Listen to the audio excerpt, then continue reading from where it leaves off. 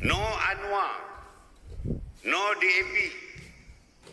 Suatu ketika dulu menjadi mantra untuk menggambarkan seolah-olah kita mencabuli keputusan yang dibuat di dalam Perhimpunan Agung UMNO. Hakikatnya, kita mengambil keputusan bersama kerajaan hari ini setelah ada pihak yang menolak titah yang di Pertuan Agong supaya dibentuk kerajaan perpaduan. Encik Zahid, adakah disebabkan faktor usia, kamu jadi pelupa? Ataupun kamu sengaja buat taktikal baru untuk memperbodohkan lagi ahli UMNO?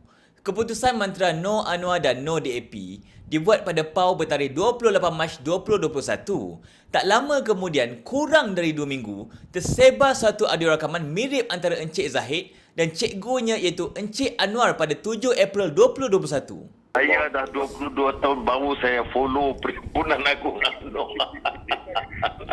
Don't worry, that is only tactical, okay? Aku dengar ucapan tu, bukan main you ialah. You tahu siapa cikgu saya kan? Good. Proud of you. Good, cikgu, thank you. Cikgu saya yang hantar ucapan ni orang yang saya dengar cakap ni lah. Melalui audio ini, bermakna strategi untuk UMNO bekerjasama dengan Anwar dan DAP telah dirancang jauh lebih awal sebelum Agong titah untuk menubuhkan kerajaan perpaduan pada November 2022. Tapi apa-apa pun, tahniah diucapkan kepada Encik Zahid. Segala taktikal beliau untuk kekal berkuasa seolah-olah telah berjaya membebaskan beliau dari segala pertuduhan rasuah. Disebabkan itu, ramai yang menganggap Zahid lebih hebat dari Najib. Kalau pandangan anda, cuba komen sikit. Rasa-rasa Zahid lagi hebat ke atau Najib lagi hebat?